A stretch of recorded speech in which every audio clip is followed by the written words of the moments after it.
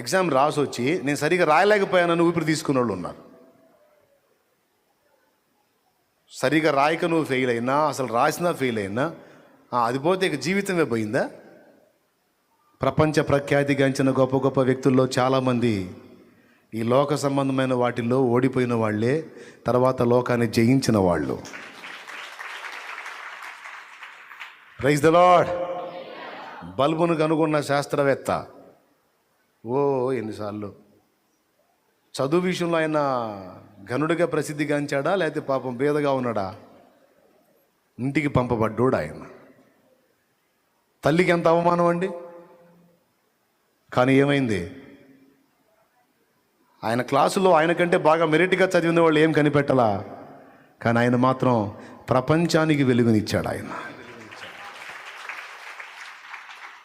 ఈరోజు దీపాలు ఎవరు వాడుతున్నారు? అందరూ ఆయన కనిపెట్టినాయేగా, రకరకాల ఆకారాలకు మార్చుకొని. కాబట్టి ఫెయిల్ అయితే జీవితమే పోయిందా? జాబ్ రాకపోతే ఇక జీవితమే లేదా? చెప్పు. జాబ్ రాకపోతే జీవితమే లేదు. కొంతమంది నాకు జాబ్ లేదు, నాకు ఇంకా లైఫే లేదు. జాబ్ లేకపోతే ఇక జీవితం లేదు. ఎవడు చెప్పాడు నీకు?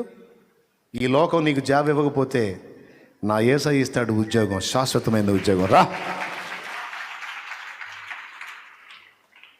జాబ్ ఉన్నవాడు త్యాగం చేసి వస్తాడు.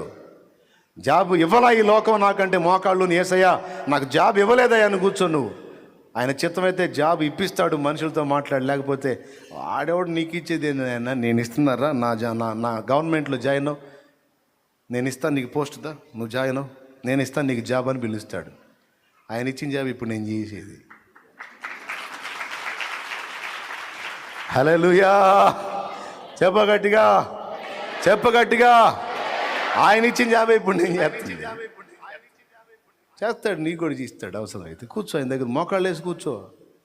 డైలీ డ్యూటీ వేసుకొని కూర్చో, అక్కడే కూర్చో. ఇదే జాబ్ నా సంగతి తేల్చాల్సిందే ప్రభు అని కూర్చో. నువ్వు తేలకపోతే అప్పుడు అడుగు. తేల్చడు. కానీ మనకేం మనుషులను నమ్మినంతగా దేవుడిని నమ్మం. అది వచ్చింది దరిద్రం. జాబ్ లేకపోతే లైఫ్ లేదా? ఒక చిటిక వేస్తే ఆయన 10 జాబులు పరిగెత్తుకుంటూ వస్తాయి నీకు. ఒకసారి ఒక తమ్ముడు వచ్చాడు నాకు, ఒక్క జాబ్ కూడా నాకు అవకాశం రావట్లేదన్న.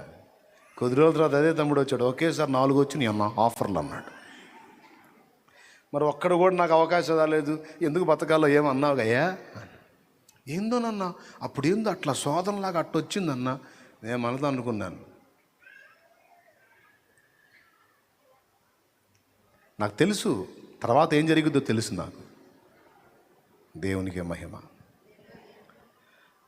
ప్రియులారా, జాబ్ లేకపోతే సావా, పరీక్షల్లో ఫెయిల్ అయితే సావా, లవ్లో ఫెయిల్ అయితే సావా.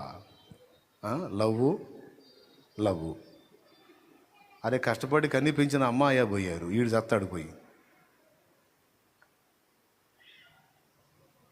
కాదు బ్రదర్, మోసపోయా బ్రదర్, నన్ను వదిలేసి ఇంకొకరిని చేసుకుంది బ్రదర్. ఒరే పిచ్చి మావాడా, వదిలేస్తే ఆమె ముందు సవాలుకరంగా నువ్వు కూడా ఏదో నీకు తగ్గ మేళాన్ని చేసుకొని తల ఎత్తుకొని తిరుగు. నిన్ను నష్టపోయినందుకు ఆమె పశ్చాత్తాపడేటట్టు తిరుగు, నీకు దమ్ముంటే నీకు చేతనైతే. అంతేగాని నా లవ్ ఫెయిల్ అని సినిమా పాటలు, విషాద గీతాలు తీసుకొని ఒట్టి గీతంతో వదిలిపెట్టాడు. మళ్ళా బార్ షాపుకి పోయి సీసా తెచ్చుకొని తాగుతా, విషాద గీతాలు పాడుకుంటా. ఎందుకు? Love fail. ఆ వంకతో తాగుబోతుగా మారిపోతాడు. ఎవడు చెప్పాడు అదే రైట్? నిన్ను కాదు అని తిరస్కరించి, నువ్వు ఇష్టపడిన వ్యక్తి తిరస్కరించి వెళ్ళిపోతే సావా? నిన్ను త్రోసేసిన పురుషుడు కాదని త్రోసివేసి వెళ్ళిపోతే చావా? తొందరపడి ఇలాగా అసలు ముందు అడుగులు వేయటమే మొదటి తప్పు అయితే, అడుగు వేసి తిరస్కారం వచ్చిందని చావు బ్రతుకని ఎంతోమంది ఆడపిల్లలు ఆత్మహత్యలు, ఎంతోమంది పురుషులు ఆత్మహత్యలు, యవన బిడ్డలు. ఆవేశం. ఒకడు లైవ్ పెట్టి ఫ్యాన్ గురేసుకున్నాడు, ఏడుస్తా, రే అమ్మాయికి చెప్పండి రా, ఇదిగో నువ్వు కూడా చూస్తావు నాకు తెలుసు, వేసుకుంటున్నా అని వేసుకుంటా. నవమాసాలు మోసి కన్నీ పెంచి కన్న తండ్రి గుర్తురాలేదా? ఈడు రేసుకొని తెచ్చాడా, నావేమో తెచ్చిందా, లేదా ఆమె తెచ్చిందని ఈడేమో తెచ్చాడా? ఎవరా?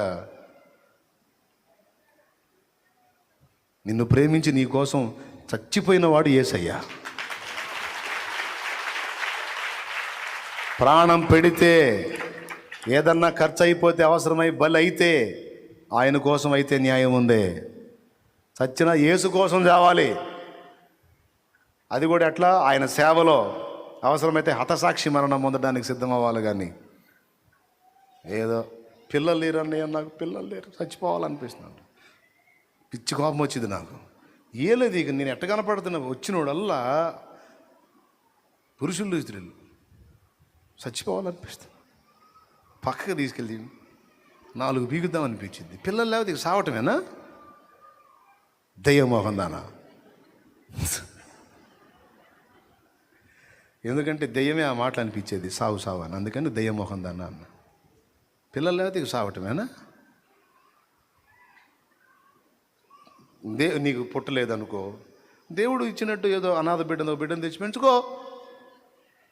బిడ్డకి బిడ్డ ఉంటారు, సేవ చేసిన పుణ్యం లభిస్తుంది, దేవుడు ఇస్తాడు ఆశీర్వాదం. లేదు తీసేయి.